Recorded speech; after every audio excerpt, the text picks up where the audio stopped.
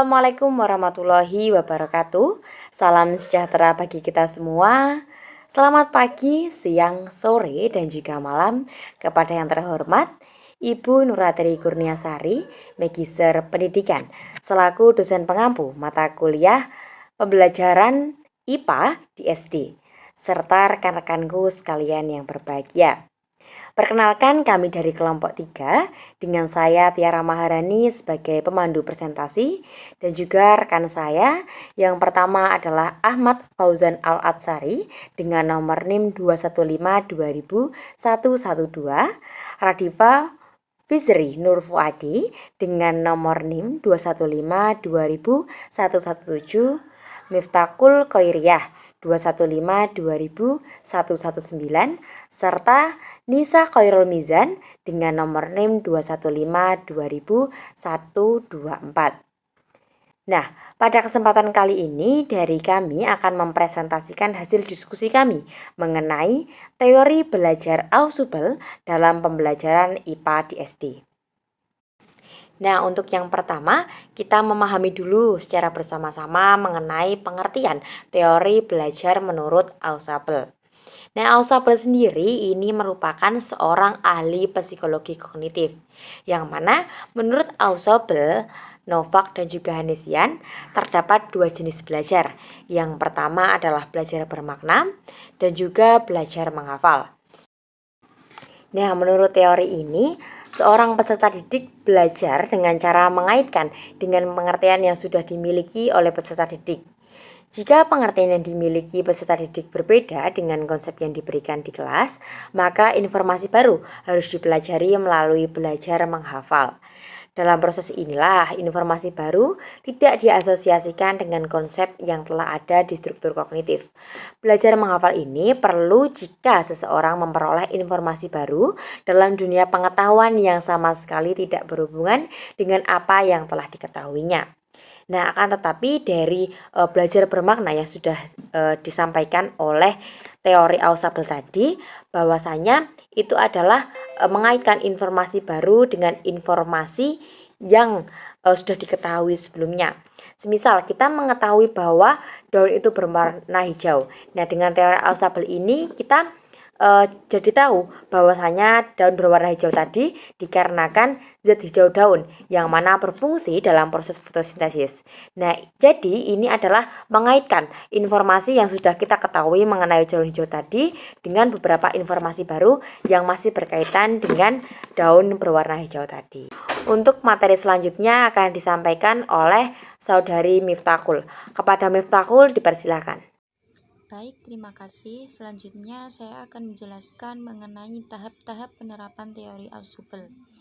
Tahap-tahap ini terbagi menjadi 4. Yang pertama yaitu pengaturan awal, yang kedua diferensiasi progresif, yang ketiga konsolidasi, dan yang keempat rekonsiliasi integratif. Untuk yang pertama yaitu pengaturan awal. Pengaturan awal atau dapat disebut juga sebagai bahan pengait, maka dapat mengaitkan antara konsep lama yang telah dimiliki siswa dengan konsep baru yang maknanya jauh lebih tinggi. Yang kedua yaitu diferensiasi progresif. Diferensiasi progresif adalah suatu proses menguraikan masalah pokok menjadi bagian-bagian yang lebih rinci dan khusus, sehingga pelajaran dimulai dari yang umum menuju ke yang khusus. Untuk yang ketiga, mengenai konsolidasi. Dalam konsolidasi, guru memberikan pemantapan atas materi pelajaran yang telah diberikan untuk memudahkan siswa memahami dan mempelajari selanjutnya.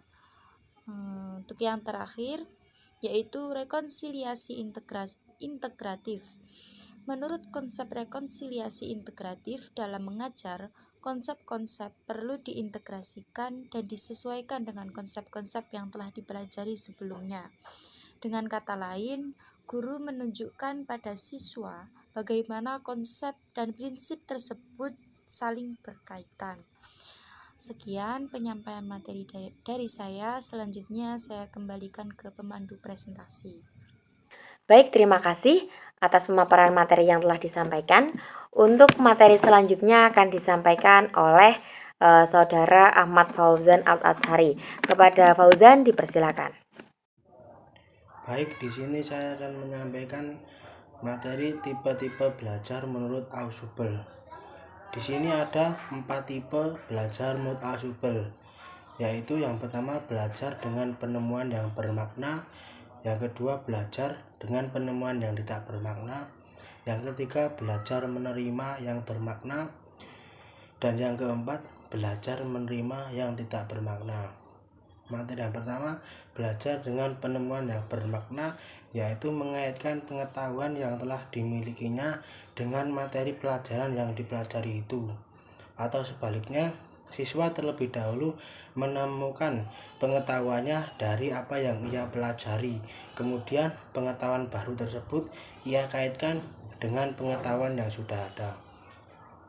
Yang kedua, belajar dengan penemuan yang tidak bermakna, yaitu pelajaran yang dipelajari ditemukan sendiri oleh siswa tanpa mengaitkan pengetahuan yang telah dimilikinya, kemudian ia hafalkan.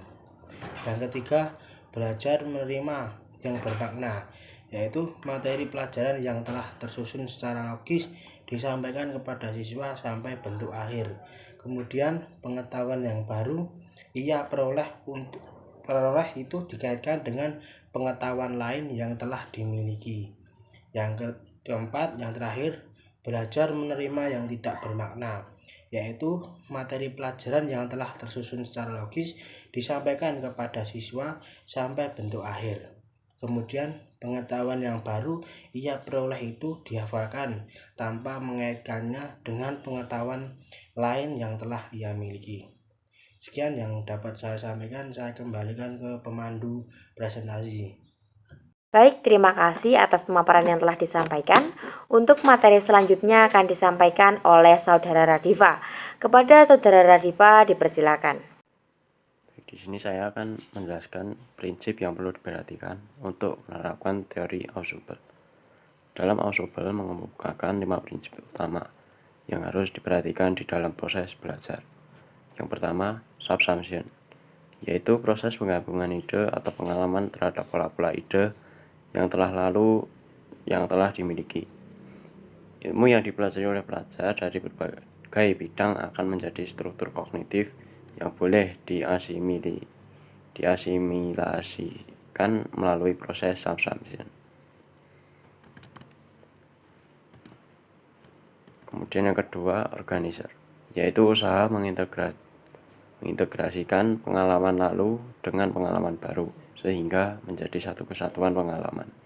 Dengan prinsip ini diharapkan pengalaman yang diperoleh itu bukan merupakan pengalaman yang satu dengan yang lainnya, hanya berangkai-rangkai saja yang mudah lepas dan hilang kembali.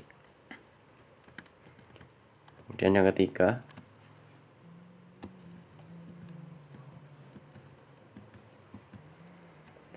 yaitu progressive differentiation, bahwa di dalam belajar sesuatu yang lebih umum harus lebih dulu muncul sebelum sampai kepada sesuatu yang lebih spesifik. Dalam proses belajar bermakna perlu ada pengembangan dan kolaborasi konsep-konsep.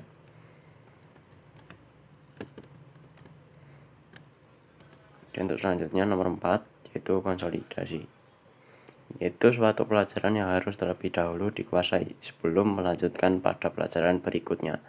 Jika pelajaran tersebut menjadi dasar untuk pelajaran selanjutnya, pemantapan materi disajikan dalam berbagai bentuk, seperti siswa diberikan banyak contoh atau latihan sehingga siswa bisa lebih paham dan selanjutnya akan siap menerima materi baru.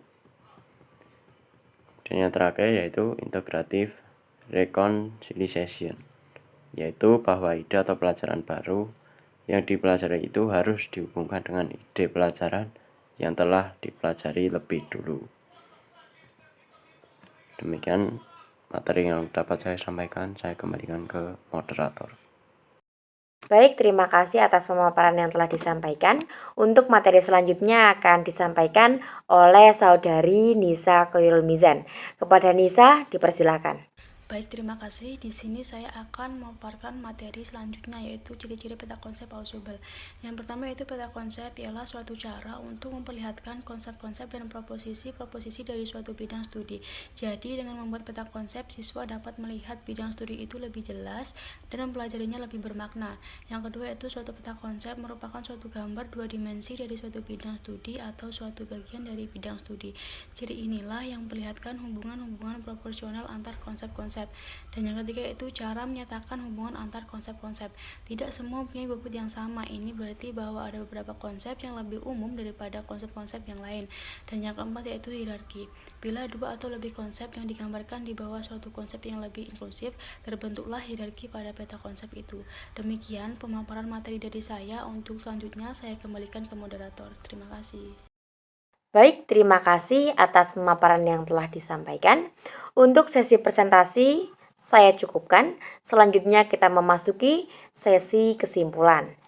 Adapun kesimpulan dari materi yang telah disampaikan tadi, bahwa inti dari teori belajar menurut Ausubel adalah belajar bermakna, yang mana merupakan suatu proses yang dikaitkan dengan informasi baru pada konsep-konsep relevan yang terdapat pada struktur kognitif manusia.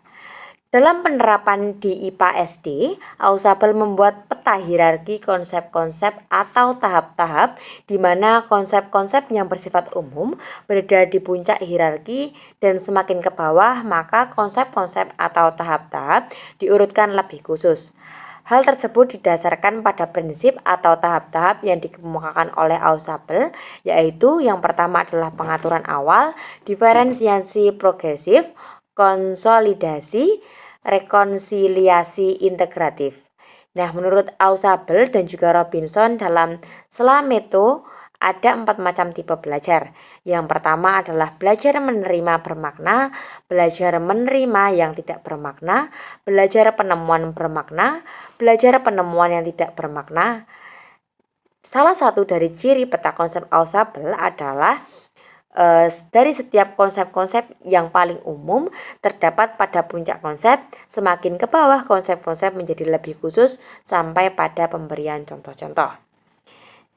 Untuk sesi simpulan kami cukupkan. Selanjutnya, sekian presentasi dari kelompok kami. Apabila ada kurangnya kami mohon maaf. Wassalamualaikum warahmatullahi wabarakatuh.